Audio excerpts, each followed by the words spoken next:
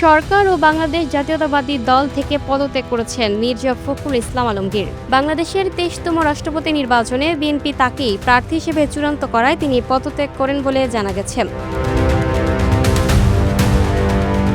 বিএনপির একটি সূত্র জানিয়েছে, বৃহস্পতিবার ১৩ আগস্ট সচিবালয়ে সকাল ৯টার দিকে প্রধানমন্ত্রী ও বিএনপি চেয়ারম্যান তারেক রহমানের সভাপতিত্বে দলের শীর্ষ সিনিয়র নেতাদের সঙ্গে হওয়া বৈঠকে মির্জা ফখরুলকে রাষ্ট্রপতি মনোনয়নের চূড়ান্ত সিদ্ধান্ত হয়। এরপরই তিনি সরকার ও দলের মহাসচিব এবং স্থায়ী কমিটি থেকে পদত্যাগ করেন। বিষয়টি নিশ্চিত করেছেন দলের জ্যেষ্ঠ যুগ্ম মহাসচিব রুহুল কবির রিজভী। বাংলাদেশ জাতীয়তাবাদী দলের প্রার্থী হয়েছেন মির্জা ফখরুল ইসলাম আলমগীর এবং তিনি সাংবাদিকদের বলেছেন, রাষ্ট্রপতি পদে মনোনয়ন পাওয়ায় দলের মহাসচিব ও স্থানীয় সরকার, পল্লী উন্নয়ন ও সমবায় মন্ত্রণালয়ের মন্ত্রীর পদ থেকে মির্জা ফখরুল পদত্যাগ করেছেন। আগামী ২০ আগস্ট জাতীয় সংসদ ভবনের অধিবেশন কক্ষে রাষ্ট্রপতি নির্বাচন অনুষ্ঠিত হবে। নির্বাচন কমিশনের তফসিল অনুযায়ী ১৩ আগস্ট সকাল ১০টা থেকে বিকাল ৪টা পর্যন্ত রাষ্ট্রপতি পদে মনোনয়নপত্র জমা দেওয়ার সময় নির্ধারিত ছিল। মনোনয়নপত্র যাচাই বাছাই হবে ১৬ আগস্ট সকাল ১০টা থেকে নির্বাচন কমিশন ভবনে। প্রার্থিতা প্রত্যাহারের শেষ সময় ১৮ আগস্ট বিকাল ৪টা।